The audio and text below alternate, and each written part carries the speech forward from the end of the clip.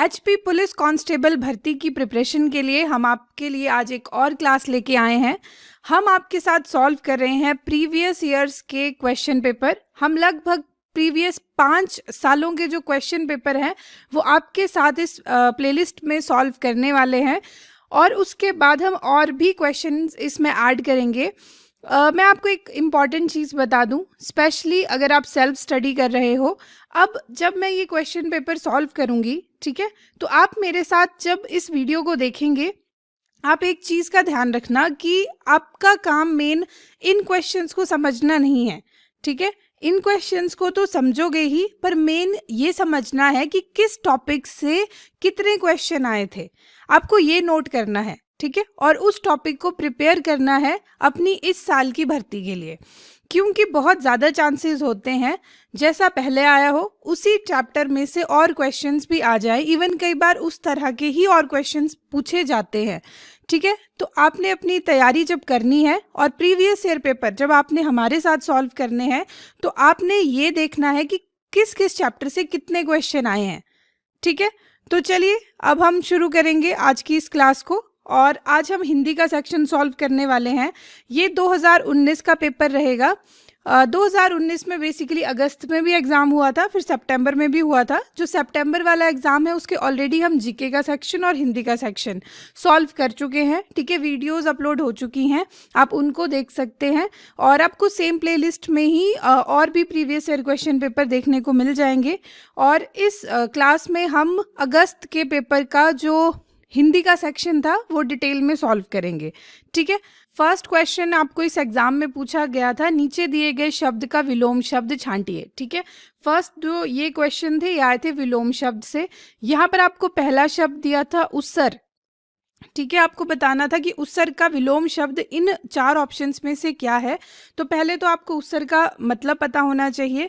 उत्सर्ग का मतलब होता है अनुपजाऊ भूमि, ठीक है, मतलब बंजर भूमि। तो अगर आप देखेंगे यहाँ पर जो इसका विपरीत शब्द था वो है उर्वर, मतलब उर्वर का मतलब होता है उपजाऊ, ठीक है। तो यहाँ पर जो करेक्ट आंसर था वो ऑप्शन बी था। अब नेक्स्ट क्वेश्चन देखते हैं। नेक्स्ट क्वेश्चन का यहाँ पर पूछा गया था आपको दुर्लभ, ठीक है। दुर्लभ का अब आपको विलोम शब्द बताना था। दुर्लभ का जो विलोम शब्द होता है वो है सुलभ, ठीक है। दुर्लभ का मतलब होता है जो आसानी से ना मिले, ठीक है, वो हुआ दुर्लभ। सुलभ जो मतलब आसानी से मिल जाए, तो वो हो गया सुलभ। तो यहाँ पर जो है ये आपस में विपरीत शब्द हैं, ठीक है। अब नेक्स्ट क्वेश्चन आया था आपको पर्यायवाची से। पर्यायवाची शब्द यहाँ पर क्या है कि दिए गए शब्द का कौन सा शब्द पर्यायवाची नहीं है। अब आपको यहाँ पर दिया है उत्तम, आपको यहाँ पर 4 ऑप्शन दिए हैं, ठीक है। यहाँ पर ये है आपके पास ऑप्शन डी। तो अगर आप देखेंगे इनमें से जो उत्तम का पर्यायवाची नहीं है वो आपको अब बताना है। तो यहाँ पर 4 ऑप्शन दिए हैं, इनमें से जो करेक्ट आंसर अगर आप देखेंगे तो वो है बी, ठीक है। उत्तम का जो पर्यायवाची है वो सर्वश्रेष्ठ हो सकता है, प्रथम हो सकता है और आपके पास बढ़िया हो सकता है। पर अगर आप देखेंगे अनुपम, तो ये जो है वो उत्तम का पर्यायवाची नहीं होता है। पर्यायवाची मतलब जिनका जो मीनिंग हो वो सेम हो। अनुपम का मतलब होता है अनोखा, अतुल्य, ठीक है। तो अनुपम जो है वो इसका पर्यायवाची नहीं है और आपको यहाँ पर इनकरेक्ट ही टिक करना था, ठीक है। यही पूछा गया था कि नहीं वाला बताओ, तो अनुपम इसमें से करेक्ट आंसर आएगा, ठीक है। नेक्स्ट क्वेश्चन है दीपक। अब आपको बताना है कि इनमें से दीपक का जो है वो पर्यायवाची नहीं है, वो आपको बताना है। चिराग, प्रदीप, दिया, प्रकाश। तो यहाँ पर तो आप क्लियरली देख सकते हैं जो पर्यायवाची नहीं है वो है प्रकाश, ठीक है। दीपक का जो पर्यायवाची है वो चिराग हो सकता है, प्रदीप हो सकता है, दिया हो सकता है। अगर आप देखें प्रकाश, तो प्रकाश का मतलब होता है ज्योति या रोशनी, ठीक है। तो प्रकाश यहाँ पर इसका पर्यायवाची तो नहीं होगा, तो ये हमारे पास करेक्ट आंसर रहेगा। अब नेक्स्ट क्वेश्चन देखते हैं। नेक्स्ट क्वेश्चन था निम्नलिखित का सही लिंग परिवर्तन करें, ठीक है।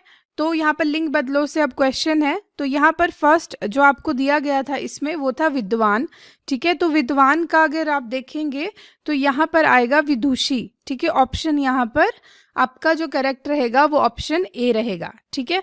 यहाँ पर करेक्ट ऑप्शन ए था। अब नेक्स्ट क्वेश्चन देखते हैं। नेक्स्ट क्वेश्चन में पूछा था कवि, ठीक है, तो इसका आएगा कवियत्री। तो यहाँ पर ऑप्शन सी करेक्ट था, ठीक है।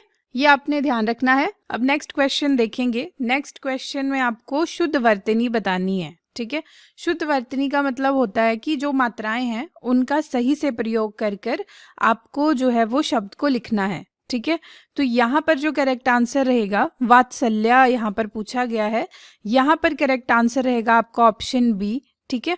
वात्सल्य का मतलब होता है बेसिकली ममता, ठीक है। माता पिता के मन में जो अपनी संतान के लिए प्रेम होता है वो वात्सल्य होता है, और इसकी शुद्ध वर्तनी ये रहेगी, ठीक है। नेक्स्ट क्वेश्चन है पांडुलिपि, ठीक है। अब आपको पांडुलिपि की शुद्ध वर्तनी बतानी है, तो यहाँ पर जो करेक्ट आंसर रहेगा वो है ऑप्शन ए, ठीक है, पांडुलिपि। नेक्स्ट आपको पूछा गया है न 9 मन तेल होगा ना राधा नाचेगी, इससे क्या तात्पर्य है। तो अगर आप देखेंगे इस सेंटेंस का जो मतलब हुआ, इसका ऑप्शन यहाँ पर ए करेक्ट रहेगा, बहाने बनाना। बेसिकली होता क्या है, जैसे अगर आप देखें इसका जो हम प्रयोग करते हैं वो हम इस तरीके से इसे यूज करते हैं कि एक सिचुएशन है कि आपको आपके फ्रेंड से कुछ मदद चाहिए, ठीक है, पर वो आपकी मदद नहीं करना चाहता है, तो वो आपकी मदद करने के बदले में कुछ ऐसी शर्तें रख देगा जो आप पूरी नहीं कर सको, ठीक है। मतलब बहाने बनाना अलग अलग तरीके से। नेक्स्ट क्वेश्चन है सर पर पैर रखकर भागना से क्या तात्पर्य है। तो इसका मतलब होता है डर कर भाग जाना, ठीक है। यहाँ पर आपका ऑप्शन बी करेक्ट रहेगा। अब नेक्स्ट क्वेश्चन देखते हैं। नेक्स्ट क्वेश्चन में पूछा गया है काटो तो खून नहीं से तात्पर्य है। तो इसका मतलब होता है शर्मिंदा होना, ठीक है। इस सेंटेंस का हम यूज किस तरीके से करते हैं कि जैसे चोरी करने पर रामू पकड़ा गया और उसकी हालत ऐसी थी कि काटो तो खून नहीं, ठीक है, मतलब बहुत ज्यादा शर्मिंदा होना। तो ऑप्शन यहाँ पर बी करेक्ट रहेगा, ठीक है।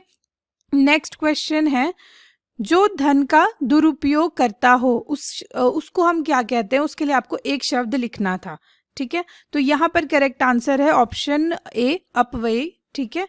नेक्स्ट क्वेश्चन में पूछा गया था किसान खेत में हल चला रहा है, इसमें हल चलाना क्या है, ठीक है।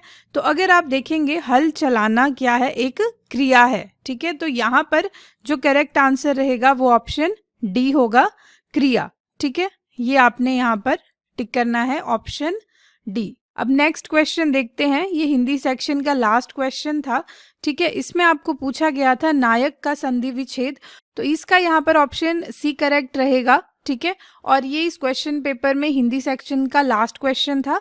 अब हम नेक्स्ट वीडियो में मिलेंगे और आपके साथ कुछ और सेक्शंस को सॉल्व करेंगे। हम पहले 2019 के ही जो सारे सेक्शंस हैं, चाहे वो अगस्त का पेपर हो चाहे सितंबर का पेपर हो, हम उसको आपके साथ सॉल्व करेंगे। उसके बाद फिर हम नेक्स्ट क्वेश्चन पेपर की तरफ बढ़ेंगे। तो मिलते हैं अब नेक्स्ट वीडियो में, तब तक के लिए थैंक यू।